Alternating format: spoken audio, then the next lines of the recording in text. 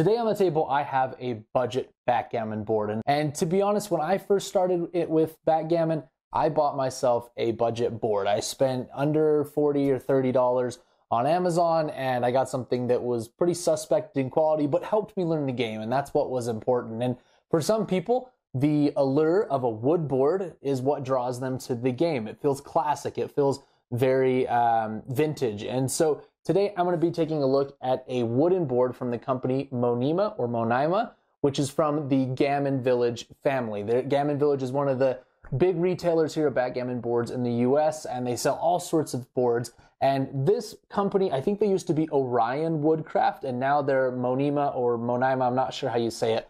But they make wood boards in a few different varieties and styles, and this one in particular is more of a medium-sized board with wooden checkers and a wooden play surface, and I can't wait to show it to you. So if you are someone like me who has a lot of tournament-sized boards and has spent significant amount of money on your backgammon board collection, this may not appeal to you. But if you're just starting out, or do you want to get a good gift for a family member, this may be the perfect thing. So I mentioned briefly that this comes from the GammonVillage family. I'm a big fan of them. Now, this one, again, is a more budget-oriented model. It has a entirely wood frame with wooden checkers on the inside, but has really nice accents with this pretty thick, heavy metal handle on the top here that seems really, really firmly attached to the board, and some nice clasps that you don't see on boards that even cost 2, 3, 4 times as much as this. So once again, GammonVillage coming through with solid hardware on their boards. Now, I'm not sure of the exact wood, but I love the stain, the colored stain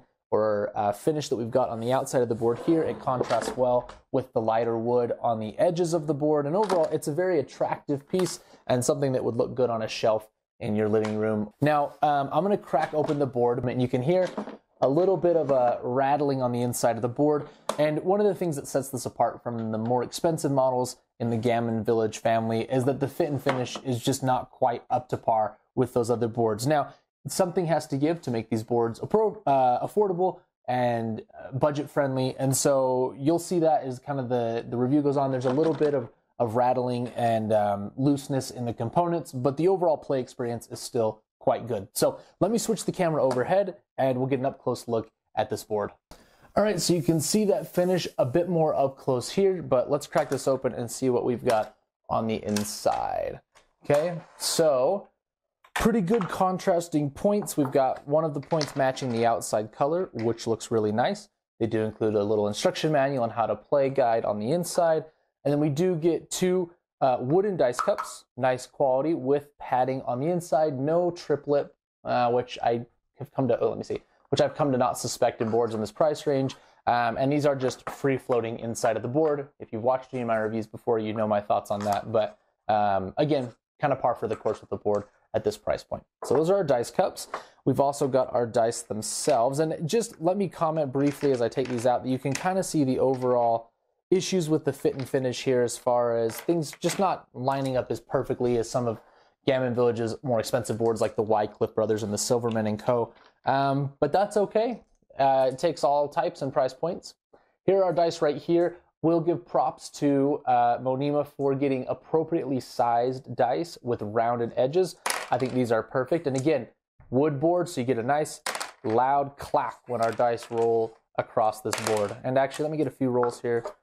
With the dice cup, these are very, very padded. So despite being a wood dice cup, that padding on the inside really does make a difference, and that's quite padded. Those dice, you know, being wood, they kind of just sit on there, get a little bit of a bounce there. But again, that's part of the play experience with a wooden board. And then we've got our doubling cube. It is bigger than our dice, which I like to see. It is legible, it is basic, but it will do the job absolutely, okay?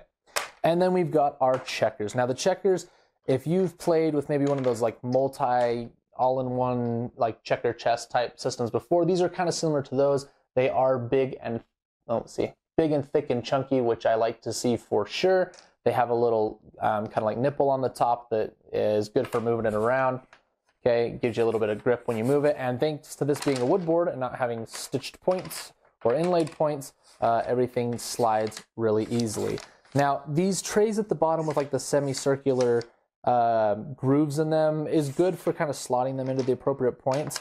I would prefer just a flat surface, but I mean, they do help you like keep the checkers perfectly lined up, at least the first row, which is nice. The ones that you stack on top, you're gonna have to kind of line up yourself. But I mean, overall, it's not the end of the world. Let me put these in here.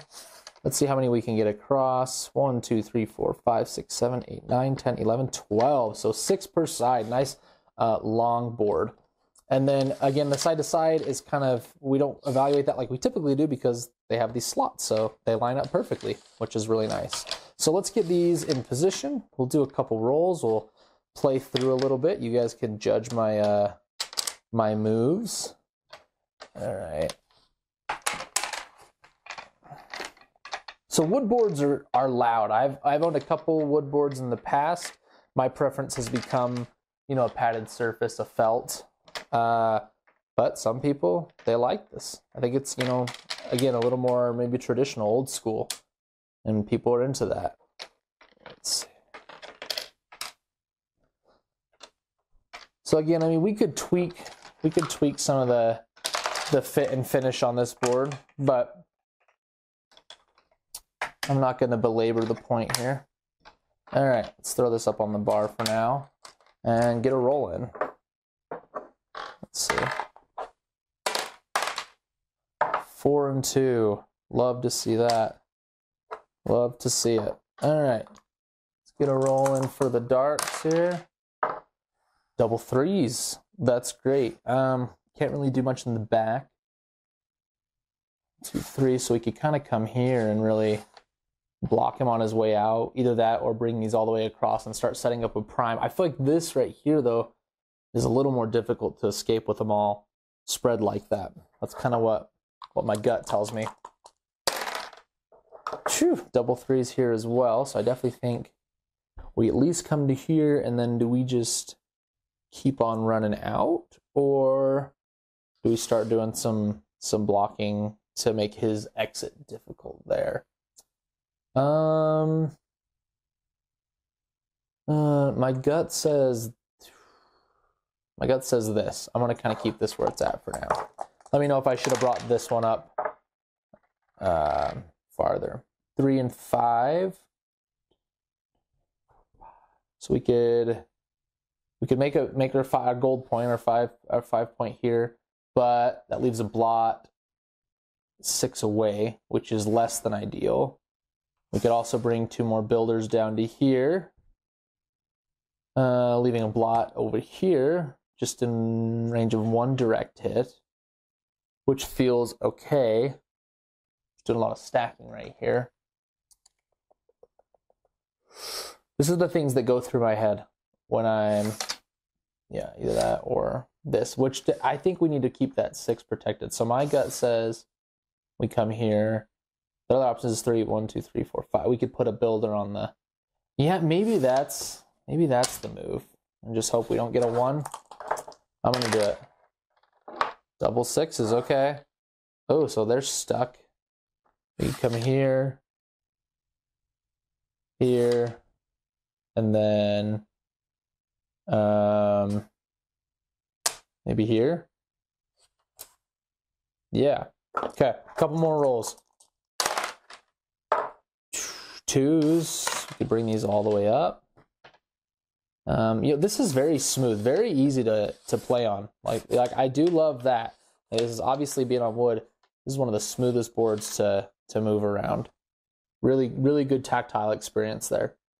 Okay, so we could bring those up to there, or we could bring that down.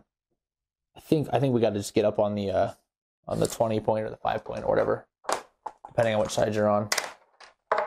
See, these are a little bit easier to bump because it's quite a slick surface. So there's trade-offs. 4 and 3. 1, 2, 3, 1, 2, 3, 4. I think we're gonna have to keep these guys back here. 4. I mean, we could just bring this all the way in, because otherwise we're just stacking. Yeah, that's probably what I do. All right, let's cut to an outro and give some final thoughts on this board.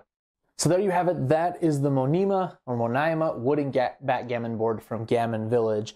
Overall, if you are into the wooden board aesthetic and you want to pick up your first wooden board, I think this is an awesome solution. It's a good mid-size, not full tournament, so not too unwieldy and bulky, but also not travel with really small fidgety components. The big, thick wooden checkers are very easy to manipulate. I'm not a fan of like the semicircular point trays at the bottom, so that's something that we could see maybe in a future version without. But as a new player to the game, I doubt you would notice any sort of issue with that. Overall, I think this is going to stand up to plenty of abuse. If you play with your kids, they're not going to be able to beat this up too bad.